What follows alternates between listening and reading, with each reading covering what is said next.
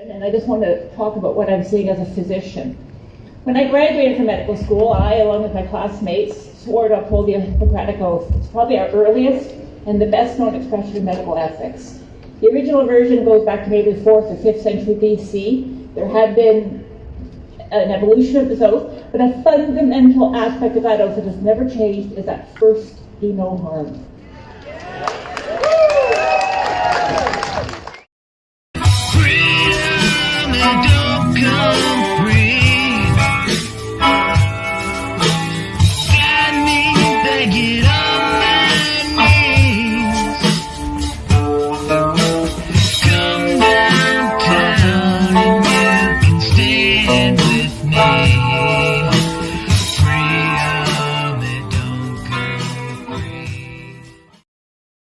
Next, we are moving on to Dr. Martha Fulford.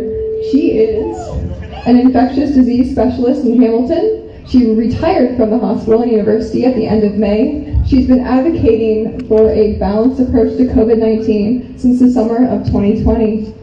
And she has very much she has tried very hard to advocate for children amongst all of this chaos we've found ourselves in for the last 2.5 years.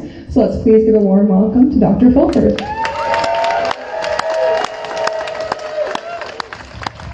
Thank you very much. Thank you! I've never spoken at a rally, so I have notes just so I don't go off track. Until the end of May, I was a full-time clinician, and I just want to talk about what I'm seeing as a physician. When I graduated from medical school, I, along with my classmates, swore to uphold the Hippocratic Oath. It's probably our earliest and the best known expression of medical ethics. The original version goes back to maybe the 4th or 5th century BC. There had been an evolution of this oath, but a fundamental aspect of that oath that has never changed is that first, do no harm. So, when we opt for a medical intervention, regardless of what that intervention is, whether it be surgery or a medication or a vaccine, we tailor a recommendation to the individual. Medicine is not, and it never has been, a one-size-fits-all situation. We discuss the risks and the benefits to the individual. We talk about what the impact on that person is. And of course, we do not offer an intervention that will not benefit that individual. The decision that that person will then make will be influenced by that person's individual circumstances, by their values, by their beliefs, by their previous experiences, as I said, by their past and their present medical situation. For some people, physical health is the most important thing in their lives. For other people, it's sticking true to the values of a religion or whatever. We have always respected individual choice when making medical decisions.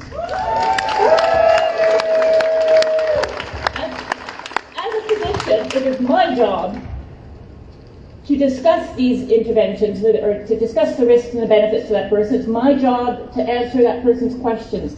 And then my patient gives consent. And that is what we call informed consent. And the person is allowed to say no, quite frankly. I don't always agree with my patient's decisions, but I respect informed consent on the part of a patient. Consent must be voluntary. It must be given by a person who has been properly informed and who has the capacity to consent.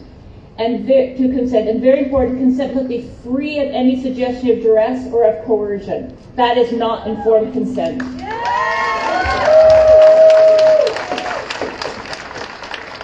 And this also brings us, of course, to one of the third fundamental values of medicine, along with first, do no harm, and informed consent, which is patient autonomy.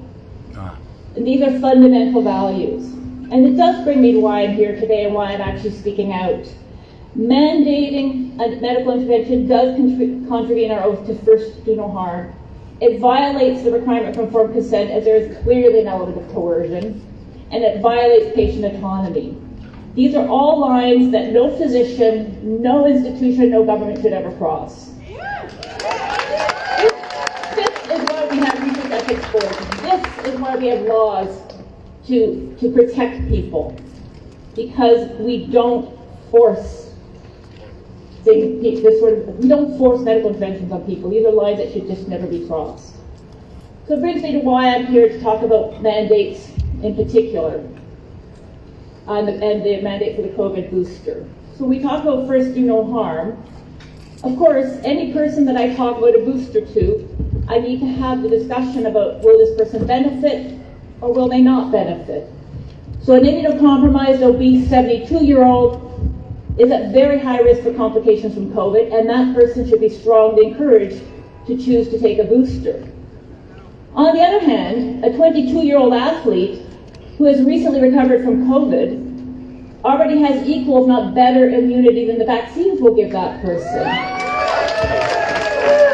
We know that for that individual there's a risk of, say, maybe vaccine-induced myocarditis. It doesn't matter if it's a low risk. There is still a risk. And in a situation where the benefit is unclear and there's a risk, we must allow choice. We don't offer benefits, we don't offer treatments that will offer little to any benefit to the person and that might do harm, and we respect them. We don't offer such a thing and then when they say no, say, well, okay, but now you don't have access to education. You don't have access to visit your loved ones. You're not allowed to go to the gym. You're not allowed to play sports. You're not allowed to play music. This is not free choice. That's communism! We have a very high level of immunity to COVID in the population now. This is due to the combination of people who've chosen to be vaccinated, people who've recovered from infection, or people who've had both, what we're now calling hybrid immunity. These are all very, very effective. If we look around our province, mandates are not recommended in Ontario because, as Kieran Moore, our Chief Medical Officer of Health, has said, and specifically acknowledged, that there's now a need for individual risk and benefit assessments. Mandates are not being used in British Columbia. They're not being used in Alberta. I'm talking about educational situations here. If we look internationally, mandates are not in place in most of Europe. Mandates are not recommended by the Centers for Disease Control in the United States. The CDC, the CDC on August 11th explicitly said that there is no reason to differentiate between people who chose to be vaccinated and those who haven't. And one of the reasons for this change is both because of the high degree of level of immunity in the population, but also, and very important, is that vaccine status has minimal to any risk on onward transmission. So vaccines or no vaccines have no impact on the risk to public health overall. I actually want to say one thing so it's very, very clear. There's no misunderstanding on what my thoughts on vaccines are. I have been an infectious disease specialist for over 20 years. Vaccines have fundamentally changed the history of medicine. They have saved countless lives in the last 40, 50 years.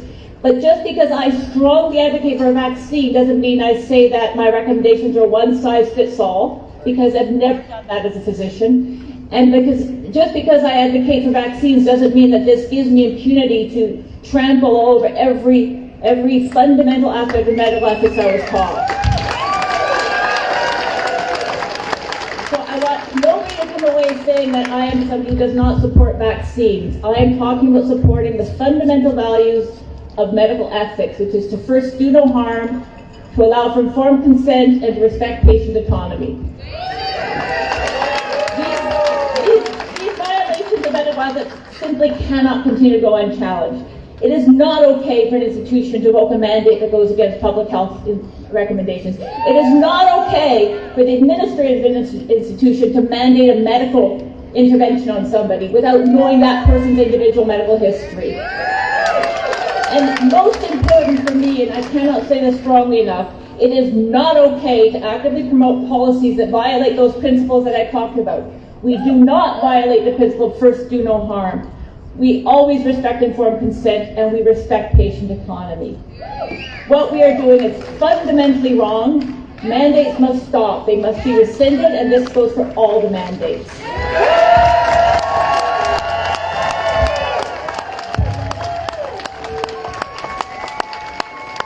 Thank you, Dr. Fulford. All right, I'd like to first give some love to our sign holders who have volunteered to hold the banner. Thank you so much, you guys. It's great. If you guys need water or something, let me know. And now we're going to introduce our next speaker, journalist with True North, host of The Andrew Lawton Show, author of the #1 bestseller, The Freedom Convoy. It's Andrew Lawton. Wow, thank you. I am like the anti-Dr Fulford. She's never spoken at a rally. I've never been invited to speak at a university. So, making my academia debut. It's wonderful to be here. First off, let's give a huge round of applause to Kendra and Hannah and the organizers for putting all of this together. Thank you. I've always been clear when I've spoken out against mandates. It is not about vaccination. It is about